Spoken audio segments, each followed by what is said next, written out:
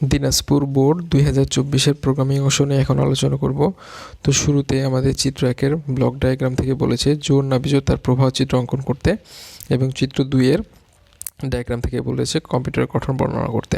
তো আমরা প্রবাহ চিত্র বর্ণনা করার আগে আমরা আগে কোডিংটা দেখাবো, এবং ইভেন আউটের এই কোডিংটা আমরা জাস্ট 3টা নিয়মে, জোর না বিজোড়, এটা আমরা 3টা নিয়মে দেখাবো। তো এই জন্য আমরা আগে ভেরিয়েবল ডিক্লেয়ার করে নিই, যে কোনো একটা ভেরিয়েবল এক্স নিলাম।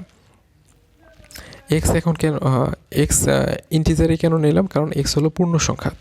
এখন আমি যেহেতু কিবোর্ড থেকে ইনপুট নিয়ে তোমাদের কাজটি করে দেখাবো, এই জন্য স্ক্যানএফ ফাংশনটি আমরা ব্যবহার করব।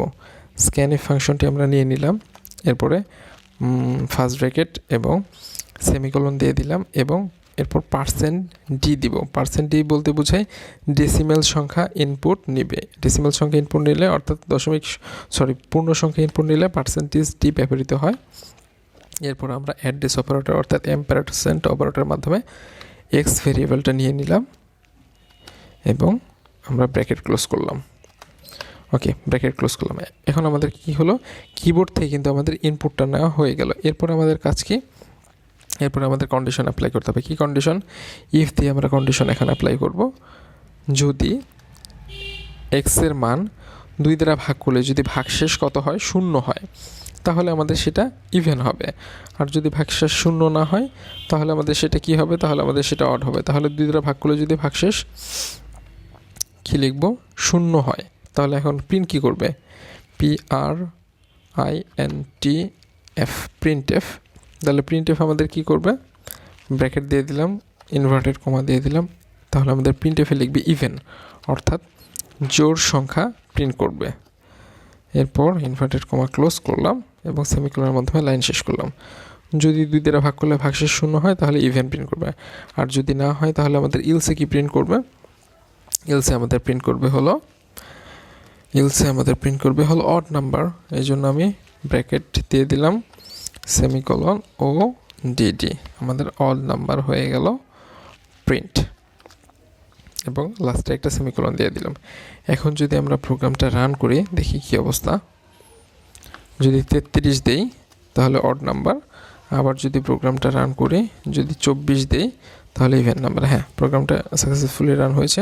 এখন আমি তোমাদের বলেছি প্রোগ্রামটা জাস্ট আমি 3টা নিয়মে করিয়ে দেখাবো। এখন আমি যেহেতু ইফ দিয়ে করলাম, এরপরে আমি তোমাদের আগে বলেছি আগে কন্ডিশনাল অপারেটর দিয়ে দেখাবো, তারপর সুইচ কেস দিয়ে দেখাবো। আগে আমি সুইচ কেস দিয়ে দেখাই, তারপর কন্ডিশনাল অপারেটর দিয়ে দেখাবো।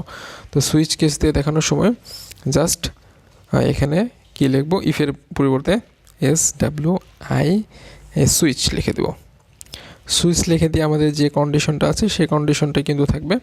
শুধুমাত্র সুইচ লিখলে এখানে সুইচের জন্য এক্সট্রা করে একটা ব্র্যাকেট ইউজ করতে হয়। শুরুতে ব্র্যাকেটটা দিয়ে দিলাম, এবং এই ব্র্যাকেটটা শেষে ব্র্যাকেটটা ক্লোজ করে দিলাম। একটু নিচে নিয়ে আসে, তাহলে তোমাদের বুঝতে একটু সুবিধা হবে। ওকে, এখন আমাদের কি কাজ করতে হবে? এখন আমাদের যেটা কাজ করতে হবে, ব্র্যাকেটের ভিতরে আমাদের কেস ইউজ করতে হবে। কেস আমি দিয়ে দিলাম কেস 1 দিয়ে, এবং কোলন দিয়ে দিলাম।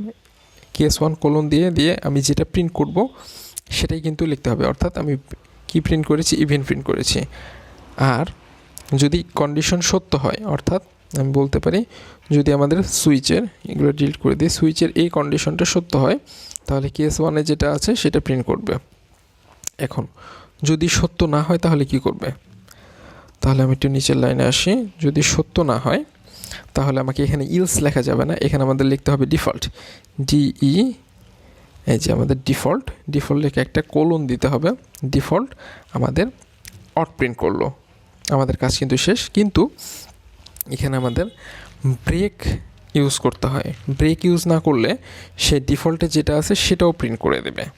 এই জন্য আমরা সুইচ কেজের ক্ষেত্রে প্রত্যেকটা স্টেটমেন্ট লেখার পরে আমরা ব্রেক ইউজ করি সাধারণত। এখন যদি প্রোগ্রামটা রান করি, 24 দিলাম ইভেন, আবার যদি প্রোগ্রামটা রান করি 33 অড। এই আমার কেবল গেল 2টা নিয়ম। এখন আর একটা যেটা নিয়ম, সেটা তোমাদের বলেছি কন্ডিশনাল অপারেটর এর আগে যেহেতু তোমাদের করিয়ে দেখেছি, এটা খুবই সহজ। জাস্ট আমাদের এখন ব্র্যাকেটগুলো তুলে দিতে হবে। ব্র্যাকেটগুলো তুলে দেওয়ার পর আমরা কি করব, ব্র্যাকেটগুলো তুলে দেওয়ার পর আমি একটু লাইনটা মাঝখানে নিয়ে আসি। ব্র্যাকেটগুলো তুলে দেওয়ার পরে আমরা এই কন্ডিশনের পরে একটা প্রশ্নবোধক চিহ্ন দিব। আমাদের এই কন্ডিশনটা যদি ট্রু হয় তাহলে প্রশ্নবোধক চিহ্নের পরে যেটা থাকবে সেটা প্রিন্ট করবে। আর অর্থাৎ এই কন্ডিশন ট্রু হলে প্রশ্নবোধক চিহ্নের পরে যেটা থাকবে সেটা প্রিন্ট করবে। আর যদি ফলস হয় কোলন চিহ্নের পরে যেটা থাকবে সেটা আমাদের প্রিন্ট করবে। তাহলে আমি এখন দিয়ে দিই। তাহলে কন্ডিশন যদি ট্রু হয় তাহলে আমাদের কি প্রিন্ট করবে, ইভেন। আমি এখান থেকে কাট করে নিয়ে আসছি, অর্থাৎ পেজ দিয়ে দিলাম, ইভেন প্রিন্ট করবে। এরপর একটা কোলন দিয়ে দিব। কোলন দিয়ে কি করব, কন্ডিশন যদি ফলস হয় তাহলে আমাদের কি প্রিন্ট করবে, তাহলে আমাদের প্রিন্ট করবে হলো, পেজ দিয়ে দিলাম, তাহলে আমাদের অড প্রিন্ট করবে। এখন আমাদের এই জিনিসগুলোর আর কোনো দরকার নাই।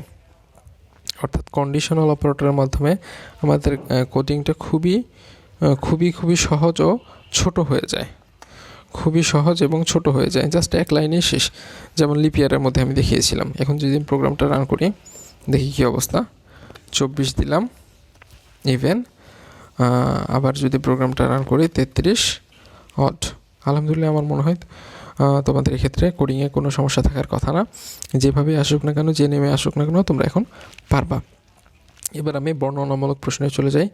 ঘ নাম্বারের প্রশ্ন কিন্তু বর্ণনামূলক, ক খ নাম্বারও প্রশ্ন কিন্তু আমাদের বর্ণনামূলক। ক খ নাম্বারে প্রথমে বলেছে প্রোগ্রাম কি। প্রোগ্রাম হলো সমস্যা সমাধানের জন্য ধারাবাহিক কতগুলো লিখিত নির্দেশের সমষ্টি হলো আমাদের প্রোগ্রাম। হুবহু এভাবেই লিখতে হবে এমন কোনো কথা নাই। তোমরা লিখতে পারো ধারাবাহিক, মানে কিছু নির্দেশের সমষ্টি হলো প্রোগ্রাম। জাস্ট তোমরা যদি এতটুকু লিখতে পারো, কতগুলো নির্দেশের সমষ্টি হলো প্রোগ্রাম, তারপরও হবে, কোনো সমস্যা নেই। সি একটি কেস সেন্সিটিভ ভাষা, তোমাদের এর আগেও বলেছি, কারণ এখানে স্মল লেটার ক্যাপিটাল লেটারের একটা তফাৎ আছে। স্মল লেটার যেমন প্রিন্টএফের জায়গায় যদি আমি ক্যাপিটাল পি দিয়ে দিই তাহলে কিন্তু আর হবে না। অর্থাৎ ছোট হরফ বড় হরফের মধ্যে পার্থক্য পরিলক্ষিত হয়, এই জন্য আমাদের এটাকে কেস সেন্সিটিভ ভাষা বলা হয়। তাহলে গ নাম্বার তো আমি গ নাম্বারটা দেখাই। গ নাম্বারের ফ্লোচার্ট একদম যেহেতু সহজ, এই জন্য কোডিংয়ের সাথে মিলানোর দরকার নেই। স্টার্ট করলাম, ইনপুট রেক্টেঙ্গেলের মাধ্যমে ইনপুট নিলাম, যেহেতু কেস এই জন্য আমাদের ডায়মন্ড শেপ ইউজ করলাম।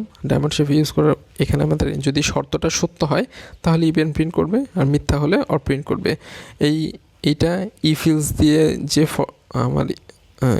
দিয়ে যে প্রবাহ চিত্র হবে।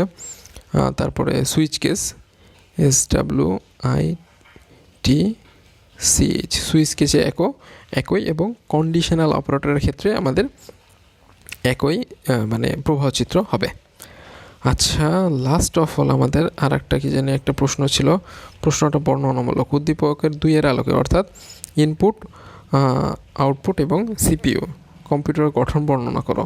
তো এইগুলো জাস্ট বর্ণনামূলক প্রশ্ন। এগুলো এক একজনের এক রকম হতে পারে, কিন্তু বেসিক জিনিস মোটামুটি একই রকমই থাকবে। যেমন ইনপুট ডিভাইসগুলো কী সেই ইনপুট ডিভাইস থেকে কিন্তু আমাদের এখানে বলো MCQতেও অনেক কিন্তু কোশ্চেন আসে। কম্পিউটারের তথ্য প্রবেশের জন্য যেগুলো ডিভাইস ব্যবহার করা হয় সেগুলো ইনপুট ডিভাইস। তারপর আসে সেন্ট্রাল প্রসেসিং ইউনিট, অর্থাৎ CPU। এই CPU এর কয়েকটা অংশ আছে। একটা হলো ALU, অ্যারিথমেটিক লজিক ইউনিট, যেটা আমাদের কি গাণিতিক কাজ, যোগ বিয়োগ গুণ ভাগ সেগুলো করে। এখানে আমাদের বিভিন্ন লজিক গেট থাকে, যেমন and, or, not, NAND, XOR, আমরা যেগুলো 3.2 পড়ে এসেছি। কন্ট্রোল ইউনিট কী করে, কম্পিউটারের বিভিন্ন অংশের মধ্যে তথ্য আদান প্রদান করে। আমি যেগুলো দাগিয়ে দিচ্ছি শুধুমাত্র এতটুকু যদি দাও তাতেও হবে, কারণ বর্ণনামূলক প্রশ্ন খুব লিখলে যে খুব বেশি মার্ক পাবা ব্যাপারটা এরকম না। মেমোরি ইউনিট, কম্পিউটারের ডেটা সংরক্ষণের জন্য যে ইউনিট ব্যবহার করা হয় সেটা হলো আমাদের মেমোরি ইউনিট।